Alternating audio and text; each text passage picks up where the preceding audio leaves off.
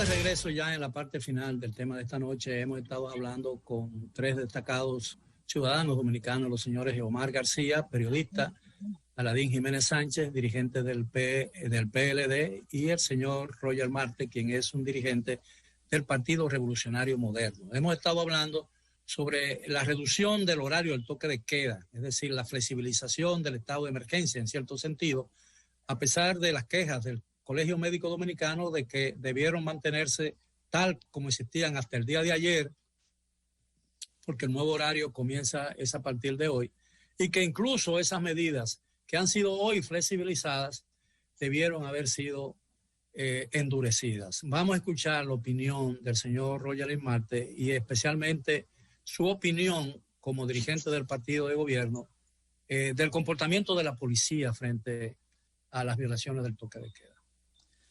Debemos tomar dos elementos muy en cuenta, como señalaba el compañero de panel Omar, con relación a la cultura ciudadana, a la cultura de compartir, de no encierro en República Dominicana, fruto de la favorabilidad del clima en nuestro país, y por otro lado la mentalidad de algunos policías. Porque digo de algunos policías, porque no es cierto que en su mayoría hay casos de atropellos a la ciudadanía. Yo soy de lo que cree que la Policía Nacional ha hecho un trabajo excepcional en este proceso. Se han presentado conflictos en todo el territorio nacional, en muchos pueblos donde la gente ha respondido de una manera un tanto violenta, un tanto con un tono altisonante, fruto de la situación que estamos viviendo todos los dominicanos, que como yo decía al inicio, no estamos acostumbrados a este tema del encierro. Pero yo creo que la Policía Nacional, pese a que está haciendo un trabajo excepcional, como citaba el otro compañero Jiménez en panel, el ministro Chu Vázquez ha dado instrucciones muy claras, el director de la Policía Nacional ha hablado con mucha claridad con relación a los protocolos a seguir, a respetar al ciudadano, los derechos del ciudadano, y que el ciudadano respete al agente policial que lo detiene cuando está violentando el toque de queda. Yo creo que debemos hacer un esfuerzo conjunto. Los ciudadanos debemos apoyar esa gestión extraordinaria que está haciendo la Policía Nacional, una gestión titánica. Son seres humanos que abandonan sus casas para ir a garantizar que el mandato presidencial en favor de nosotros mismos, de todo el pueblo, sea cumplido a cabalidad. Entonces, en términos prácticos, concluyo diciendo que todos los ciudadanos dominicanos debemos respetar los mandatos de la Policía Nacional, que es el funcionario público que está velando en las noches para que sea cumplido a cabalidad el toque de queda. Y los policías, a su vez, respetar de una manera muy diligente, salvaguardar los derechos de cada ciudadano, porque ciertamente debemos hacer esto en acompañamiento mutuo para poder salir de esta situación que, gracias a Dios, ya tiene una luz al final del túnel, que es la vacuna. Evidentemente, la crisis sanitaria ha alterado la vida de todos los dominicanos, a uno más intensamente que a otro, pero de alguna manera todos nos hemos sentido que nuestra vida ha cambiado por efecto el temor a la pandemia, naturalmente, y las consecuencias que de ella se han originado. Mucha gente ha perdido su empleo, otros han visto reducir sus ingresos por una disminución del trabajo, por la eliminación de ciertas actividades como consecuencia de la pandemia, y muchos otros han tenido que acogerse a los planes de subsidio del gobierno dominicano establecido desde marzo del año pasado, y que este gobierno ha continuado muchos de ellos con mucho acierto, porque de eso depende en cierto sentido la estabilidad laboral y la paz social que hemos disfrutado durante tanto tiempo en la República Dominicana. Y eso explica de alguna manera la actitud de mucha gente. Lo primero, de aquellos que salen a la calle desafiando el toque de queda, y aquellos que en el ejercicio de sus funciones de vigilancia y preservación de las medidas adoptadas por el gobierno para controlar la pandemia, están obligados a forzar a la gente a ceñirse a las restricciones impuestas por el gobierno. Pero yo quisiera saber, porque ustedes ocupan posiciones muy importantes en sus respectivas esferas sociales, ¿no? Uno en el PLD, otro en el Partido Revolucionario Moderno, otro en los medios de comunicación, pero de alguna manera son profesionales de diferentes áreas que han visto alterar su modo vivendi por todo este tiempo. Me gustaría muy brevemente que cada uno de ustedes me contara de qué forma la crisis sanitaria lo ha afectado a ustedes y a su familia. Señor García. Yo quiero decir, antes de hacer el programa, hablábamos de eso, Miguel, cómo te ha permitido la virtualidad hacer varias actividades casi rompiendo, casi en el mismo tiempo, rompiendo casi el don o teniendo casi el don de la ubicuidad, estar en muchas partes a la vez. La tecnología nos ha facilitado eso.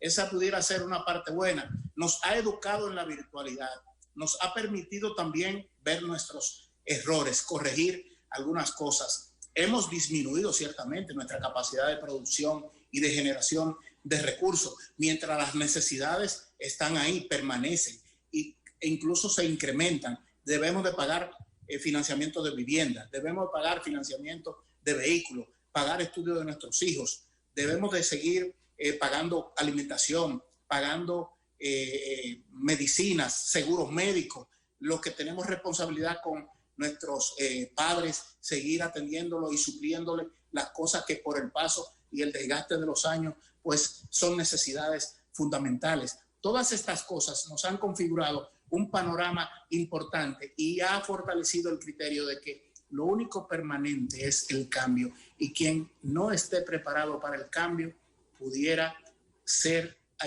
sacado de circulación, porque los seres vivos debemos de tener esa capacidad, eso que la naturaleza... Obviamente, cuando hablas de cambio, no te refieres al cambio político que ha tenido el país, sino al cambio en la vida personal de cada uno, ¿no? Y aceptarlo y trabajar para comprender y no frustrarse.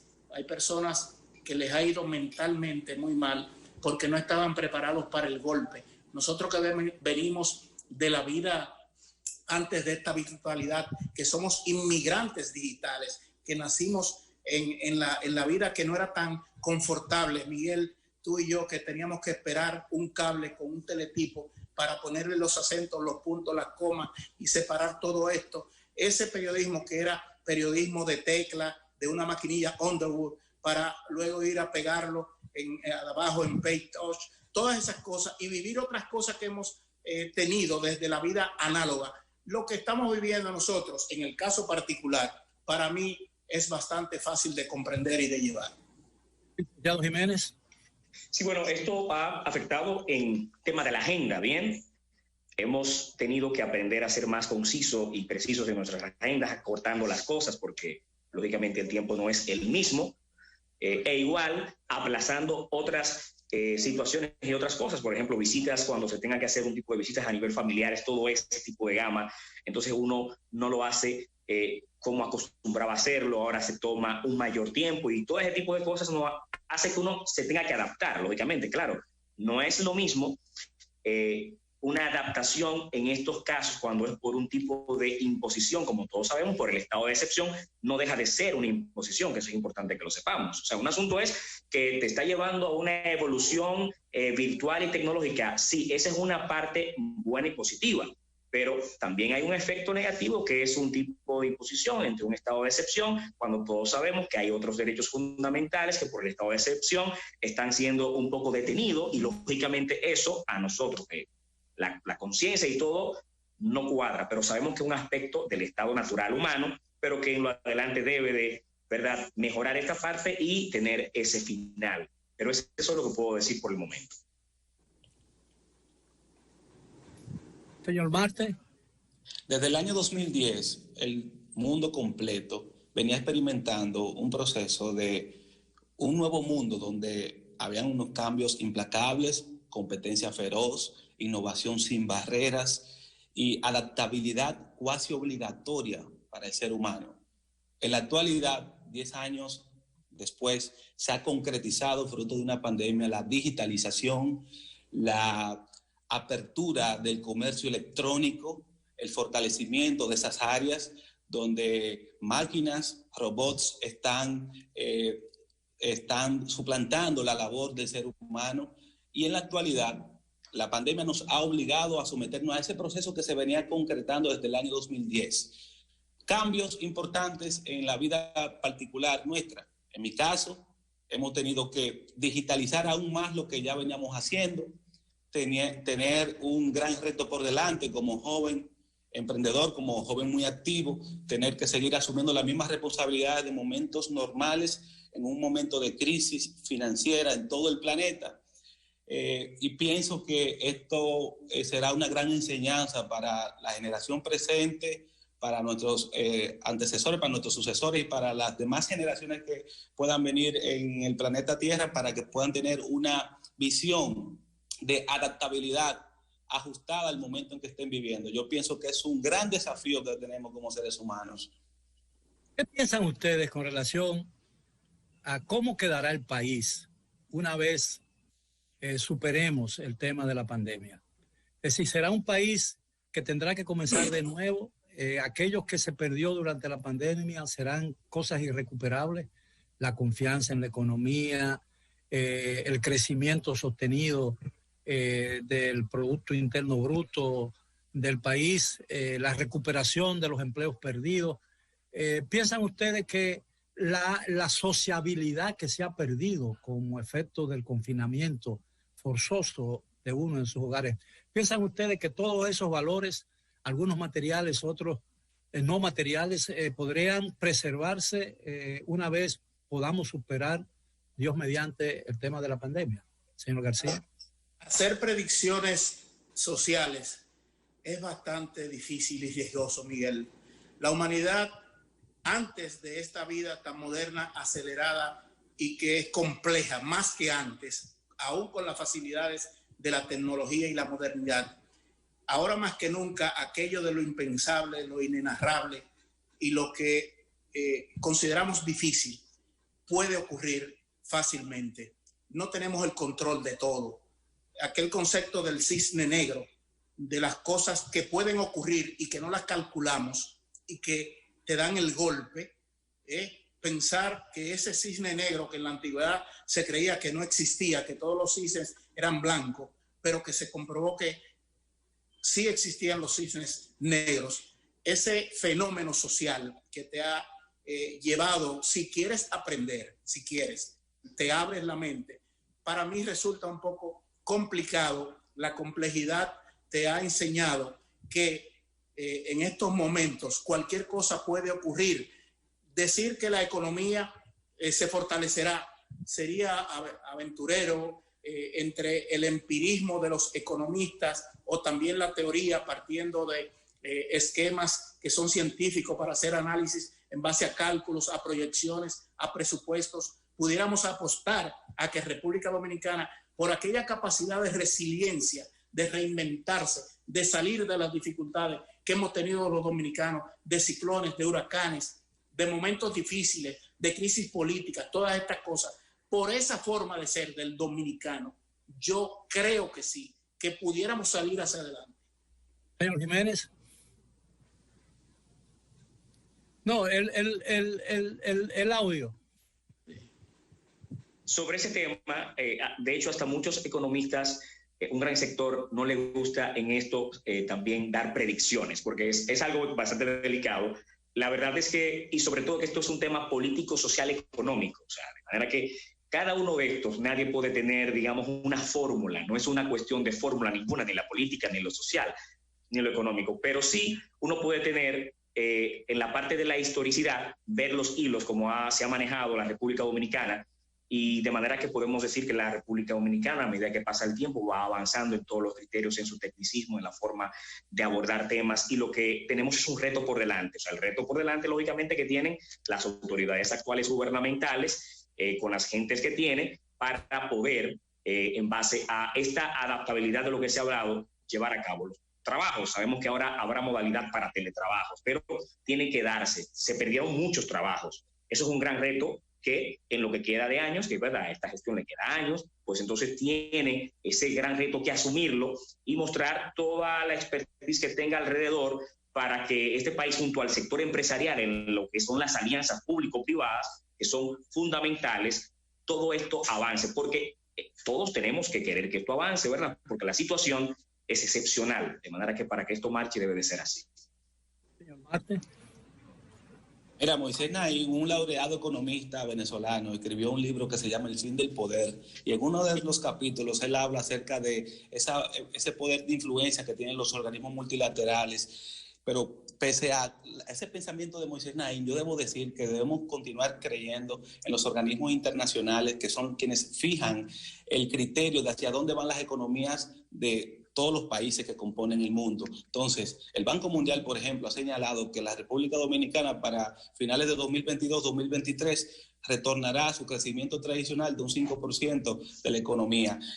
Por ejemplo, la firma Standard & Poor's, que es una firma internacional con una amplia credibilidad en todo el planeta, ha señalado que la República Dominicana ha mantenido su calificación de 3 positivo, y fruto de esto es que hemos visto que el gobierno dominicano ha podido colocar bonos millonarios para poder sustentar la crisis financiera heredada de un déficit fiscal anteriormente que se había generado en las pasadas gestiones gubernamentales, y en la actualidad podemos ver que ha habido una holgura, ha habido una flexibilidad con relación a accesos a créditos internacionales. Entonces, yo pienso que, tomando en consideración el emprendedurismo, el espíritu emprendedor de los dominicanos, nosotros podemos salir en un tiempo adecuado de las secuelas de esta crisis sanitaria que ha provocado una crisis económica en todo el mundo. No nos queda mucho tiempo, pero yo tengo quizás algunas inquietudes con relación a la opinión de ustedes sobre cosas fundamentales que evidentemente ocurren y dejarán una herencia. Esta pandemia dejará un legado, no necesariamente bueno, el deseado, pero me gustaría saber si ustedes entienden que la pandemia, la COVID-19, enseñará alguna lección a la República Dominicana, a un pueblo que se considera muy indisciplinado, muy renuente a adaptarse a las circunstancias a las condiciones que imponen las circunstancias. ¿Piensan ustedes que ese legado del COVID-19 será a la postre positivo y uno de los elementos que de alguna manera pagarán el daño que ella ha provocado? Señor García, muy brevemente, no nos queda mucho tiempo. Esa pregunta me hace pensar en un libro muy famoso, La peste, de Albert Camus. ¿Qué somos como gente, como seres humanos? ¿Para qué venimos? ¿Cómo debemos de convivir? Pienso que la gente, cada uno de nosotros, cada uno de los componentes de la sociedad, y las sociedades son la sumatoria de sus individuos, debe hacer un ejercicio de reflexión, pensar en si este momento en que ha sacado solidaridades, las hemos visto, en que ha sacado también bajos instintos, los hemos visto. Debemos de aprender de este momento para reforzar aquel criterio de que de la cuna a la tumba, la vida es una escuela. El que quiera aprender, que aprenda, Miguel. No se puede obligar a nadie a aprender lo que no quiere aprender. El aprendizaje llega el momento que es como un poco como el amor y la gratitud. No se imponen, se inspiran. Bueno, en la parte mía, citar, por ejemplo, Jean-Paul Sartre hablaba bastante sobre el tema de que somos lo que hicieron con nosotros. Entonces, al final se trata de que la persona, dentro de su existencialismo, en esta parte bien ilustrada, debe de actuar conforme a ese mundo circundante. Ahora mismo ya sabemos que esta realidad hace que hablemos antes del COVID y después del COVID. Al final, una adaptación total entre lo tecnológico, entre los avances que amerita y entre ser personas que salen el que puede estar en un estado, salga de un tipo de estado de confort y le eche adelante con ganas a este tema, porque hay una realidad latente que la sabemos ya, de manera que lo que nos corresponde es seguir adelante, marchando en esto. Es lo que puedo decir de momento. Marte, a su juicio, ¿cuál será el legado real del COVID-19, de la COVID-19, perdón? Bueno, el legado, perdón. No, puede. Sí, el tema como legado al final es el hecho de el COVID ha pulido muchas áreas dentro de nuestro país. O sea, ha pulido el tema de la medicina.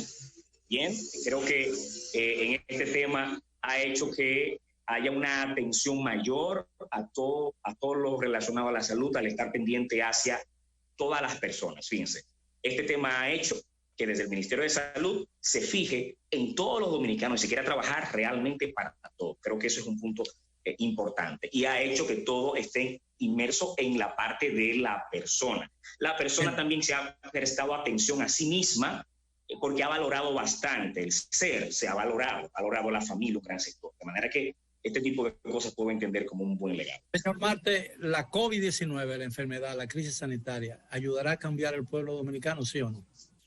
Claro que sí, don Miguel, lo ha ayudado a cambiar, ya ha cambiado con relación a la compasión hacia los demás, hacia el prójimo, en el sentido del criterio de la importancia de la salud, ante todo, la racionalidad en el gasto de las familias, lo importante que es tener sus ahorros, lo importante que es tener una vida financiera saludable para poder enfrentar situaciones, que hay una frase muy popular que se ha sonado mucho en medio de la pandemia, que reza de la siguiente manera: hay que guardar pan para mayo. La gente decía, bueno, llegó mayo del 2020, que había una situación un tanto confusa todavía en ese momento. Yo pienso que hemos aprendido y seguiremos aprendiendo en las próximas semanas, próximos meses.